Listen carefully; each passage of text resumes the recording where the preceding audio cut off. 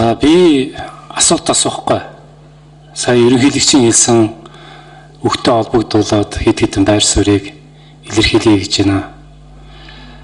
За ерөнхийлөгчийн тавьсан энэ 3 хоргийг бол гурвангийн хүлээж авч болохгүй.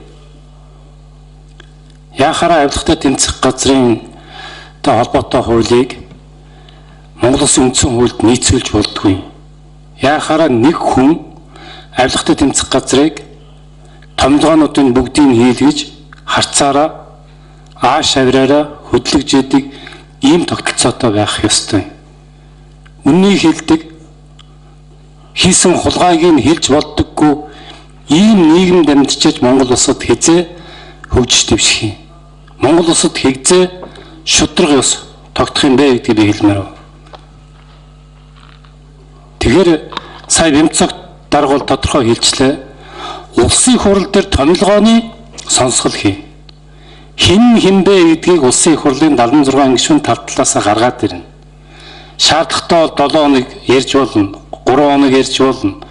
Ингэхэд нийт ард түмэн дээр тэр хүн үнэхээр шудраг замаар туулж ирсэн юм уу үгүй юу гэдэг нь тодорхой болоод дараа нь нийт ард түмэн хариуцлага үүрээд ажиллаа хийгээ явах ийм боломж нь бол бүрднэ. Түүнээс биш догцрох хөрөгдөл дээр гар үсэг зурж өгчгөө томилогдоод дараа нь юу хийснийг нь ёс зогсож байгааг биелүүлдэг ийм авилгатай тэмцэх газар Монголд хэрэггүй гэдгийг нэгдүгээрт хэлмээр байна. За хоёрдугаарт нь сая үхэлэгтээ офшор дансны мөнгийг одоо оруулаад ирснийг нь Хүрлбаатараар хэлээгүй юм шиг ярьчлаа гэж би ойлголоо. Сангийн сайд гэж хэлжлээ. Би нэг нийт Монголын ард түмэнд хандж хэлж байгаа. Монгол улсын төрийн сангийн Монгол банкнд дэх данс байдаг. Гаднаас мөнгө орж ирэхээр авдаг.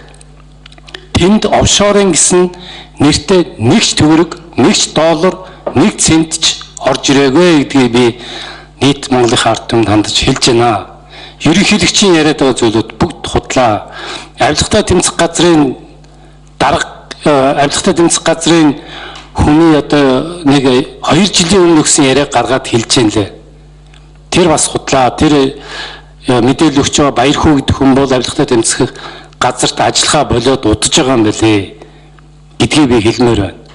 За ягаад тийм урдталтан мөнгө төгрөг яригдчихад тэр нь орж ирээгүй юм бэ гэдгийг би бас асуулсан.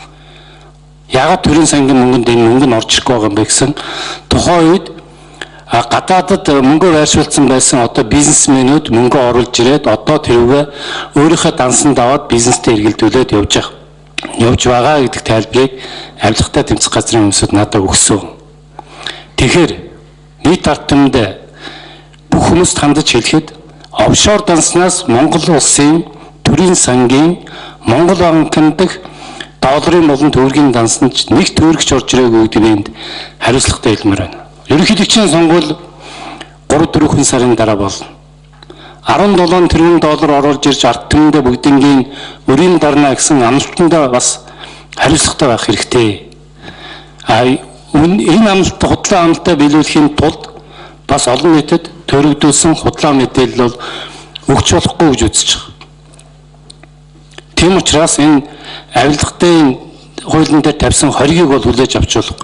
Томилгоог нэг хүн биш 76 гишүүн олон талаас нь яриад нийт ард түмэн харж байгаа томилдог ийм байх ёстой шүү гэдгийг би хэлье. Ингэж Монгол улс шудрагаас тогтноо.